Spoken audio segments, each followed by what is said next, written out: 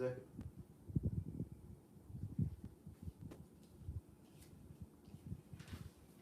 Shabbat Shalom. Con.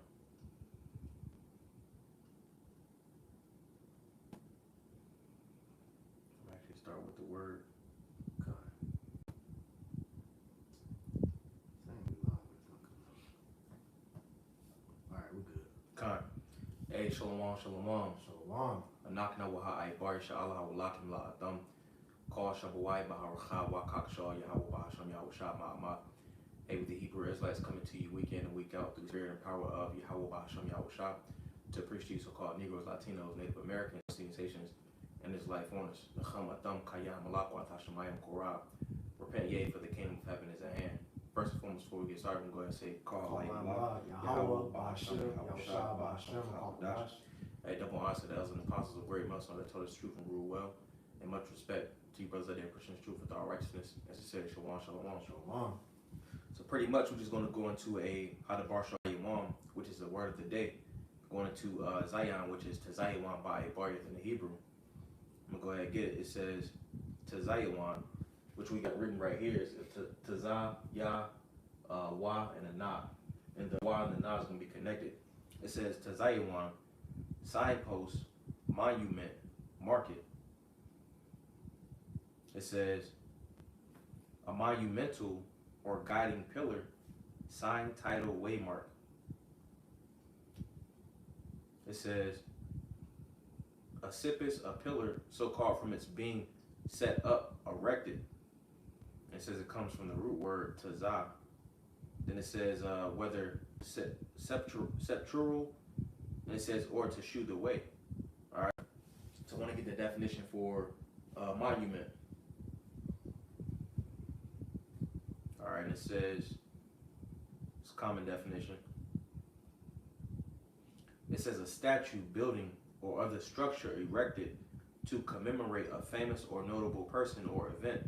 All right, and pretty much what is work going into ultimately is going into the nation of Yasha'Allah, because Israel was set up in the Lord's image. And to add to you, this is monument in the etymological line. It says from the late 13th century, I'll read down the middle. It says literally something that reminds, a derivative to moneri, to remind, to bring to one's recollection, to tell of, to make, think of, remind, which pretty much, what brothers going into, Zion, or in the Hebrew, Tazayawan, it means a monument because we are a representative of Yahweh Bahasham Yahweh Shah here on earth, man. All right, the Lord created the Israelites to have, somebody represent him while we're on this, just like you have the so-called white man who is the physical representation of Satan. Okay, the Israelites are the physical representation of the Most High. So we're supposed to, be shown forth the ways of the Lord. All right, that's why we have the law, statutes, and commandments to show the Most High's will, man. All right. It says enduring evidence or example of, which continuing on, it says a structure or edifice to commemorate a notable person, action, period, or event, which pretty much we're representing Yahweh Bahasham Yahweh Shah, man. Okay. Can we get that Barasha, Genesis 1:27? Yep. This is the book of Genesis chapter 1 verse 27. It says, so God created man in his own image. In the image of God created he him. Male and female created he them. Mm-hmm. And when you go into that word image, is tazalam, and it says images of tumors, mice, heathen gods, image, likeness of resemblance. It says, I'm gonna skip down to the point. It says, I'm gonna go to the Hebrew Chaldee lexicon. It says image, likeness. It says a shadow. When you think about a shadow, pretty much it follows you like white on rice, So we are the representatives of Yahweh Bahasham Yahweh Shah, and what gives us that representation, the law, statutes, and commandments. Let me get that for you in Psalms 147. This is the book of Psalms, chapter 147 and 19. It says, he showeth his word unto Jacob, his statutes and his judgments unto Israel. Mm-hmm. He have not dealt so with any nation, and as far for his judgments, It's like, and as for his judgments, they have not known them. Praise ye the Lord. So pretty much the word, the understanding of the scriptures was given to the nation of Yasha'Allah, the 12 tribes. All right, you Negroes, Latinos, Native Americans, West Indian nations, and Israelite foreigners. All right, and no other nation. We are the representation of the Lord. I got one more for you. Con. Amos 3 and 2. I'll start at 1. Hear this word that the Lord has spoken against you, O children of Israel, against the whole family which I brought up from the land of Egypt, saying, you only have I known of all the families of the earth. Therefore I will punish you for all your iniquities. How you break down, bro? Because the reason why we're in this position that we are in now, because our people have went away from the ways of the Lord, man. All right?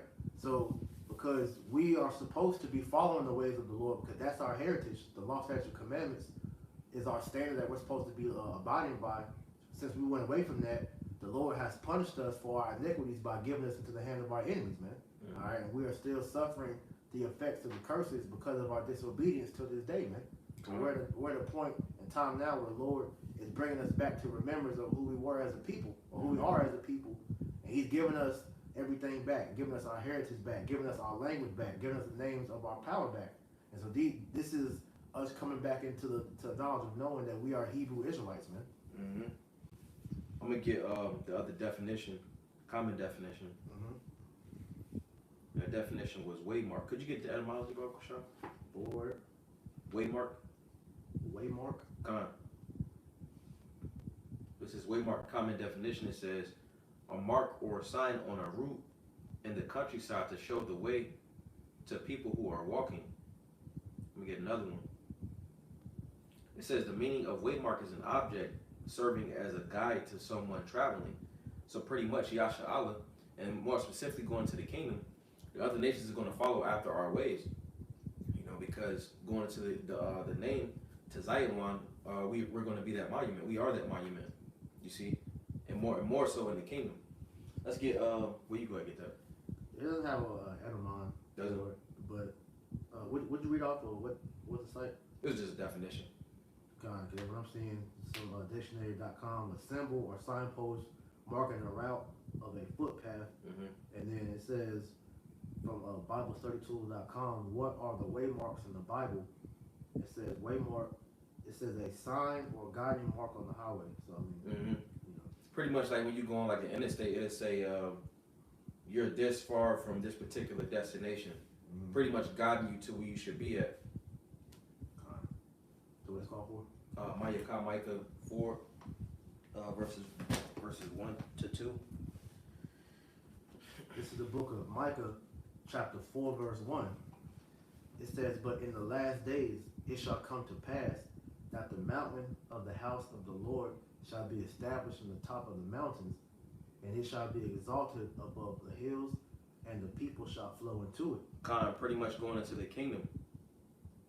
We're gonna be at the top, whereas like with now we're at the bottom because of the curses you see. But the Lord's gonna remove those curses. All right, and in the kingdom we're gonna be at the top. That's right. Verse 2. And many nations shall come and say, come and let us go up to the mountain of the Lord, Mm-hmm. and to the house of the power of Jacob, and he will teach us of his ways, and we will walk in his paths. Mm-hmm. Pretty much tied into that point, or pretty much tied into the definition. It said a waymark. All right, something to God, because it says we will walk in his paths. Pretty much following to Zion. It says, for the law shall go forth to Zion, showing you that's what makes us a wreck. Because when you go into the word, it also goes into a wreck. All right. It says in the word of the Lord from Yerushalayim. So pretty much the nations are going to flow after the nation of Israel. Right. Following the law, statutes, and commandments. Right. Because, see, the Israelites, we have been given the ways of life, man. All right. Which are the law, statutes, and commandments. And so these heathen, you know, amongst their rulerships prior, you know, to the way of living now, all right, we're going to have to teach them on how to truly live here on the planet Earth, man.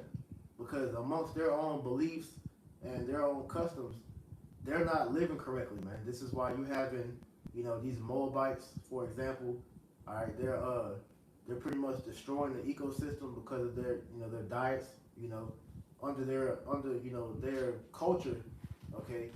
you have situations such as, you know, they make a shark fin soup where they'll literally go into the ocean and fish for sharks just to cut off their fins and then throw them back in the ocean to where they can't move, so they'll literally drown. You know, that's wicked. You eating the rats which are meant to cleanse the earth. You know, so many examples of what we're trying to show is, you know, we have to teach the heathen on how to truly live, man. All right, because the Lord, He gave us this wisdom, knowledge, and understanding, all right, to be a sight in the eyes of the heathen, so that they can, you know, follow after our ways to be shown how to live correctly, man. If I can get that real quick. Okay. This is the book of Deuteronomy, chapter 4, and verse 5. It says, behold, I have taught you statutes and judgments, even as the Lord my power commanded me, that ye should do so in the land whither ye go to possess it. Keep therefore and do them, for this is your wisdom and your understanding in the sight of the nations, which shall hear all these statutes and say, surely this great nation is a wise and understanding people. Because yeah, go ahead. Pretty much going into that, it said Zion was erect. Pretty much like the brother's going into, that's what gives us direction and keeps us in that firm, steadfast position.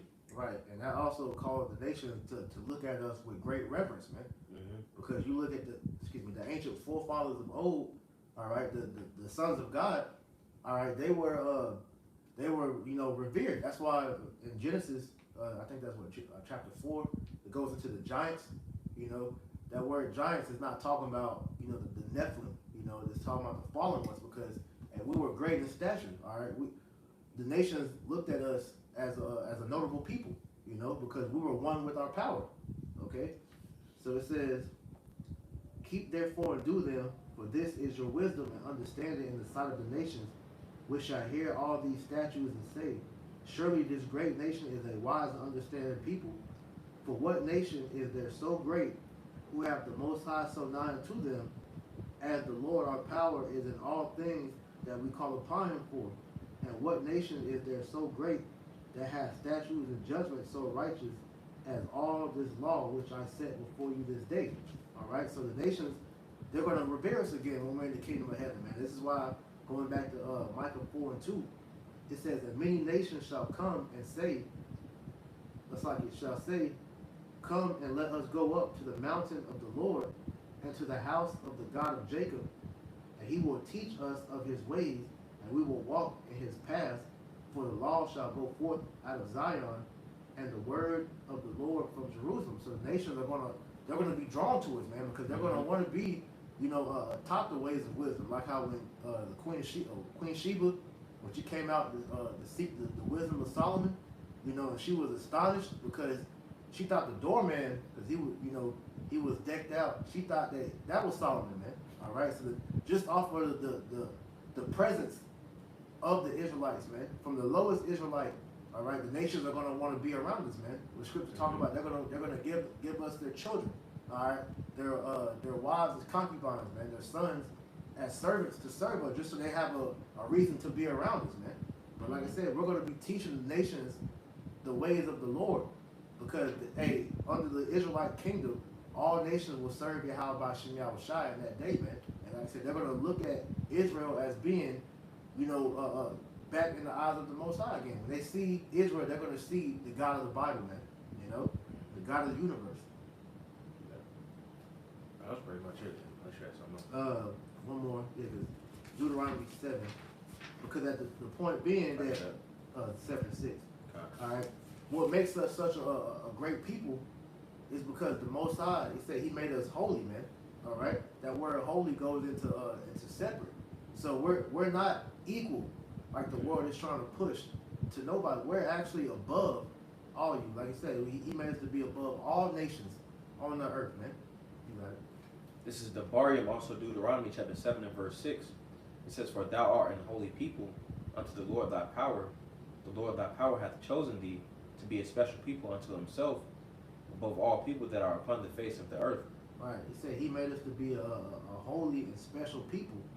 All right, above all the nations on the earth. So yes, the Bible is racist, man. All right, you so-called blacks, Latinos, and Native Americans, you are above the rest of the nations on the planet because we have the ways of the Most High, with us, man. How you spell that word peculiar? I want to look it up in that mouth. Pecul-liar. All right, so peculiar in the etymological line, it says belonging exclusively to one person. It says of one's own property, literally property and cattle. The point being, we belong to the Most High. All right, so we are a great and special people unto the Lord, man. All right, and the law, statute, commandments were given unto us to pretty much separate us from the other nations and put us on high, man. So when we're put back in that right stead, man, the nations will revere us again, man, and they will bow to us, man. Keep on 7. I was looking at a term for racist, but it's pretty much just to be for your race, to be for your kind. And the Most High, all throughout the Bible, tells you he only cares about Israel, man. You want to get that too? It's in Isaiah. Nations are as like a drop in a bucket, or you get the one in Sirach, either one. God. Because the Israelites are a special people, man. All right, we are the most important people on the planet. And as messed up as that sounds, it's just the truth, man. Because like I said, if you notice the correlation between how the earth is and how the nation of Israel are, the reason why the earth is so messed up is because the nation of Israel is messed up, man. The further we have went away from being the people of the Most High, all right, and walking in the ways of the Lord, and went into the ways of the heathen, the ways of death, the world has suffered for it, man. Which is why it's important for our people to come back into the ways of the Lord, man, to show forth the importance of why the Most High set us on high, man. This is 2nd Isaiah, also Ezra chapter 6 and verse 56. It says, as for the other people which also come of Adam, thou hast said they are nothing, but be like unto spittle, and has likened the abundance of them unto a drop that falleth from a vessel. Right, so that's the scripture that cuts equality, man. Equality is nowhere in the Bible, man. The Lord always set a difference, upon the people, all right? And the Israelites just so happen to be his favorite, Speak real quick, I got a precept with y'all song. God. I'm gonna run that back. Go ahead. This is 2nd Isaiah, Ezra chapter 6 and verse 56. It says, as for the other people, which also come of Adam, thou hast said that they are nothing. Pretty much going into the other nations, If you're not of the nation of Yasha'Ali, the Lord can give two shits about you. It says, but be like unto spittle, and has likened the abundance of them unto a drop that falleth from a vessel. And now, O Lord, behold these heathen, which have ever been reputed as nothing, have begun to be lords over us and to devour us. Pretty much going into the curses, when you go to Jeremiah chapter 12 and verse 9, it says, mine heritage is unto me as a speckled bird. The birds round about her are against her. Come ye assemble all the beasts of the field, come to devour. All right, pretty much again going to the curses, Each nation has had a chance to rule over us. All right, but then in the kingdom, the roles is going to be reversed. All right, and when it goes into this part, devour, we get that word for devour as well. It says akala, and when you go into the base word akal, it goes into consuming, devouring, destroying. It says food, eating, and fire of judgment to consume. All right, and that's pretty much what the nations did to us. You see, and the Lord is going to reward them for that. All right, in the kingdom, and then also in the kingdom, like we're going into, they're going to be following our laws. Right, because see, the Lord had to show the world on the importance of Israel, coming back unto their heritage, man. Because like I mentioned, the Lord, he has preferences, he has favors, all right? And this is proof. This is 2nd Ezra chapter 5, verse 23. And said, O Lord, that bears rule over every wood of the earth, and of all the trees thereof, thou hast chosen thee one only vine, and of all lands of the world, of the whole world, thou hast chosen thee one pit, and of all the flowers thereof one lily, and of all the depths of the sea thou hast filled thee one river, and of all builded cities thou hast hallowed Zion unto thyself. All right, so the point being, the Lord, all right, he has hallowed Zion to himself. Zion is his favorite nation. All right, to Zion because we're that monument that represents the Lord, man. All right, and that's through his ways. It says, and of all the verse 26, and of all the fowl that are created, thou hast named thee one dove, and of all the cattle that are made, thou hast provided thee one sheep, and among all the multitudes of people, thou hast gotten thee one people, and unto his people, that whom thou lovest, thou gavest a law that is approved of all. So the point being, like I said, the Lord chose Israel and gave us his laws, which proves that he only loves Israel. As we read earlier, Psalms 147 and in Amos 3, all right, the Lord has only known Israel. No other nation was given the law, statute, commandment, which proves that the Lord, yes, he's racist, man. He only cares about his people. You said one lily. I'm going to get the word for lily, which goes into the word Susan, you know, which a lot of Edomites pick that name, but, you know. It says lily. It says shawashan. And when you go into this word, it says from its whiteness. Now, when we go into white, it pretty much goes into mercy, you know, getting a victory. But in this root word, sharash dabar, which is shawash, it says to exalt, to rejoice, display joy. All right, when we go into the kingdom, the nation of Israel is going to be shown that mercy as well as be exalted in the kingdom. You see? Because like we said, man, the law, statutes, commandments, that's our token that connects us back to the Father and the Son, man. All right. So the law, statutes, commandments are still into effect this day. What's that? Baruch 4:1. You get that Bible shot real quick. Okay. This is Baruch chapter 4 and verse 1. It says, "This book of the commandments of the Most High. This is the book of the commandments of the Most High, and the law that endureth forever. All they that keep it shall come to life, but such as leave it shall die." Right. And so the elect is coming back into the knowledge of the law, statutes, and commandments, man. And while 2/3 continue to deny the Lord, all right, deny Yahweh Shah, because we understand we're not going to be saved by the law. We're saved through our faith in Yahweh Shah. But the point being, the law, statutes, commandments, that is the token of our covenant that the Lord made with our forefather Abraham, which is passed down to Isaac to Jacob unto us today. All right, which are the ways of life, man. Real quick, just to prove that point, this is Deuteronomy. Can you hold Acts 2:28 too? Deuteronomy 5:33. Ye shall walk in all the ways which the Lord your power hath commanded you, that ye may live, and that it may be well with you, and that ye may prolong your days in the land which ye shall possess.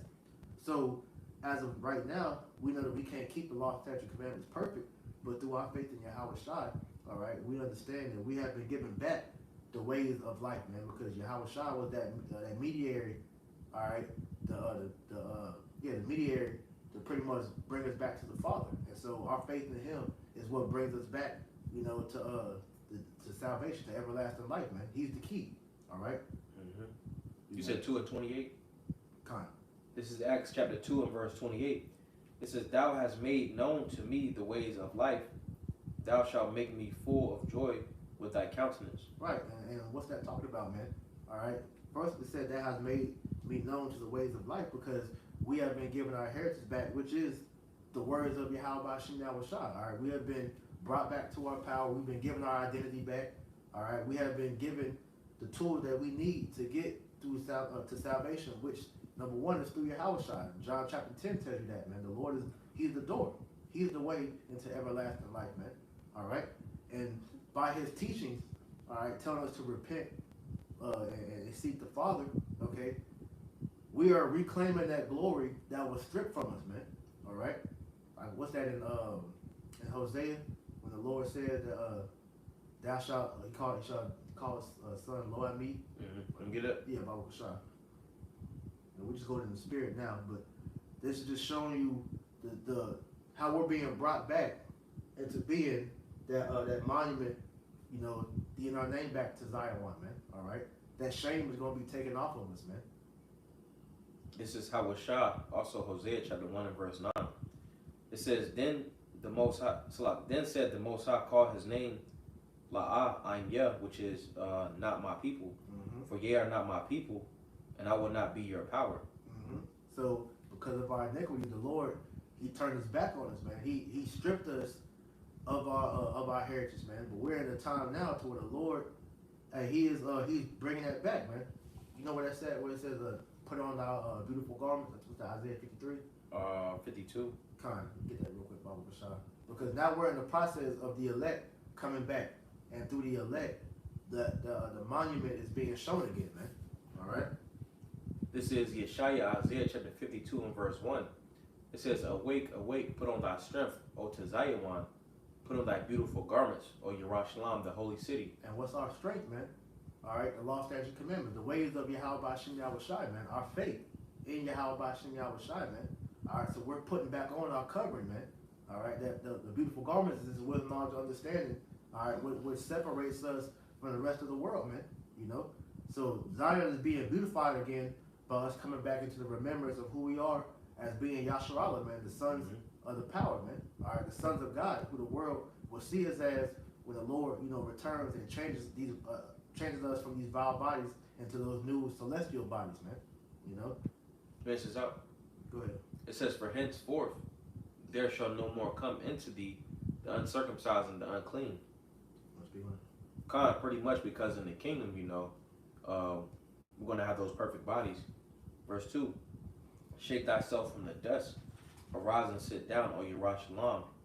Loose thyself from the bands of thy neck, O captive daughter of Zion." And it pretty much, this truth is what shakes us from that dust, which is that confusion. And it says arise and sit down. Pretty much when you go into this word arise, because again the lesson was on to Zion. It says Quawam, which means to stand up. All right, and it says to be established, to be fixed, to stand. Pretty much going into the word, something that's erected, a monument, a waypoint, or a waymark. Yep. I got two to add to you. This is First Corinthians 15. And I'm going to start at verse 50. It says, matter of fact, I'm going to go up to, I'm going to start at 47. Well, actually, I'm starting at 45, but this is really just going into how Yahushua, all right, was the example of how Israel is about to be beautified, man. Because Yahushua is the start of Israel, being beautified again. So this is 1 Corinthians 15 and 45. It says, "And so it is written, the first Adam was made a living soul, and the last Adam was made a quickening spirit." Because we know, Yahushua, who was Adam in the reincarnation, when he was here the first time as Adam, all right, and he sinned, okay, by hearkening unto Eve, who was beguiled by the serpent. Sin came into the world, all right, and through sin, this is why we die, all right. But it says, "But the last Adam was made a quickening spirit," all right, because Yahushua, all right, which is the last Adam, all right, he was risen from the dead and given that angelic body, all right. So when he returns, man, okay, he's going to give Israel the same body which is going to go into, all right. Howbeit that was not the first, which is spiritual, but that which is natural, and afterwards that which is spiritual. The first man is of the earth, earthly. The second man is the Lord from heaven. So this is why when Yahushua returns, he said he's going to come in all his glory. All right, because he's going to come not as a man. He's going to come in that angelic form. All right, and wreak havoc upon the wicked. All right, and the elect. I'm just keep reading. I'm going to say it. It says, "And as we have borne the image of the earthly, we shall also bear the image of the heavenly." So we're going to get that same body that Yahushua has now. "Now this I say, brethren, that flesh and blood cannot inherit the kingdom of the Most High, neither do of corruption inherit incorruption. Behold, I show you a mystery. We shall not all sleep, but we shall all be changed in the moment, in the twinkling of an eye, at the last trump. For the trumpet shall sound, and the dead shall be raised incorruptible, and we shall be changed. For this corruptible must put on incorruption, and this mortal must put on immortality." Right. So when Yahushua returns, with the host of angels, all the elect is going to get beamed up in that fathership, and we're going to shed these earthly bodies, all right, these chains of darkness, which sin dwells within, and we're going to inherit those incorruptible bodies, which is don't do angelic bodies, in which we're going to be made perfect. We're never going to sin, all right, ever again. Then, all right. It says, "For this corruptible must put on incorruption, and this mortal must put on immortality. So when this corruptible shall have put on incorruption, and this mortal shall have put on immortality, then shall be brought to pass the saying that is written, Death is swallowed up in victory. O death, where is thy sting? O grave, where is thy victory?" Because Israel's blot is our sin, man. All right. So this is what has pretty much been a stain on our memorial, man. All right. So when the Lord changes us, okay, we're not gonna have a blot on us anymore. We're gonna be perfect. We're gonna truly be that monument that the Lord set up for us to have. We'll finish it out. Verse 56. The sting of death is sin, and the strength of sin is the law. So we're not gonna sin anymore, man. All right. And to get that, could you get Hebrews 8:8, Bible shot? Okay. I got one more and then we close. This is Ibarium, also Hebrews chapter 8 and verse 8. It says, "For finding fault with them, he said, Behold, the days come, saith the Lord, and I will make a new covenant with the house of 𝐤�𐤉𝐿." So I can go up to 7. Verse 7. "For if that first covenant had been faultless, then should no place have been sought for the second." Salaki. I was reading up. Start at 6, Salaki. Okay. Hebrews 8 and 6. "But now hath he obtained a more excellent ministry, by how much also he is the mediator of a better covenant, which was established upon better promises." All right, and this is what Yahushua did, man. All right, his sacrifice, all right, opened up the chance for Israel to return to the Father, man. All right, like I said, that mediator, he's the go-between between us and Yahweh, because right now Yahweh has his back turned towards, because a precept tells you that the Lord, his eyes can't behold wickedness, and so right now Israel has that stain of wickedness upon us, man. So the Lord can't look upon us. So he has his back turned to us. So Yahushua came in that place to be that mediator, to be the go-between between us and the Most High, man. So go ahead. We at verse 7. Verse 7. Hebrews 8 and 7. "For if that first covenant had been faultless, then should no place have been sought for the second." Right, the first covenant. All right, that was when Moses went up on the Mount Sinai and came back down with the 10 Commandments, written in the stone. All right, which we made a covenant that when Israel, put the blood on the post, to where we was gonna keep the ways of the Lord, and we was gonna live by that, man. But our people went away from that, and this is why we died. This is why we ended up in the situation that we ended up in today. All right, the curses in Deuteronomy 28 verses 15 down to 68, man. Because hey, the law was perfect. It was us who wasn't perfect, man. Because we can't keep the laws perfect in this sinful flesh, man. Go ahead. Verse 8. "For finding fault with them, he saith, Behold, the days come, saith the Lord, when I will make a new covenant with the house of 𝐤�𝐿 and with the house of Yahweh, not according to the covenant that I made with their fathers in the day when I took them by the hand to lead them out of the land of Egypt, because they continue not in my covenant, and I regarded them not, saith the Lord. For this is the covenant that I will make with the house of 𝐤�𝐿 after those days, saith the Lord. I will put my laws into their mind and write them in their hearts, and I will be to them a power, and they shall be to me a people." Right, so the Lord's going to put his law, statutes, commandments in our inward part, man. So our minds are going to be spiritually programmed never to sin again, man. We're going to be perfect, which is going to go along with those new bodies, all right, to where we're going to be like spiritually programmed to be righteous 100% of the time, man. No more wicked thoughts. No more, trying to, do wickedness in the dark. All right, we're going to be 100% righteous 100% of the time, man. All right, which we're not in the second covenant yet, because you got guys saying that we're in the second covenant now. All right, so as I mentioned in Deuteronomy, it's like in Deuteronomy, 1 Corinthians 15. All right, that's the beginning of the second covenant when we're changed, man. But as of right now, we're still in the flesh. We're not under the second covenant yet, man. Go ahead. Verse 11. "And they shall not teach every man his neighbor, and every man his brother, saying, Know the Lord, For all shall know me from the least to the greatest. Right, so meaning all Israelites will know Yahweh Shem Yahushua, which is another proof to you that we're not under the second covenant, because you still got Israelites out there that don't know Yahweh Shem Yahushua. They're still calling on Jesus, Allah, Buddha, Ahaya, Yahweh, all these different gods. No. In the kingdom, all right, all people will know Yahweh Shem Yahushua, to where we're not going to have to be out doing videos like this, man. Teaching our people the ancient language, man. All right, teaching the people who they are, man. Everybody will know the Lord, and we'll know our language, know 100% in that day, man. Go ahead. Hebrews 8 and 12. For I will be merciful unto their unrighteousness, and their sins and their iniquities will I remember no more. Because we'll be perfect. The Lord said He's going to cast our sins into the ocean, man. Yeah, pretty sure. Go ahead. This is the Holyum, also Psalms 103 and verse 12. It says, as far as the east is from the west, so far hath He removed our transgressions from us. So pretty much, the whole nation is going to be shown. You said what? Righteous. Yeah, going to be righteous in the kingdom and be shown mercy in the kingdom, starting with the elect.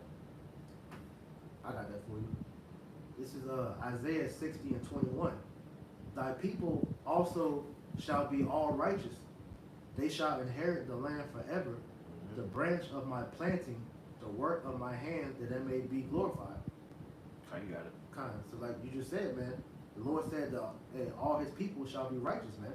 Because under that second covenant, like I said, He's going to put His law, statute, commandments in our inward part, to where we're never going to sin again, man.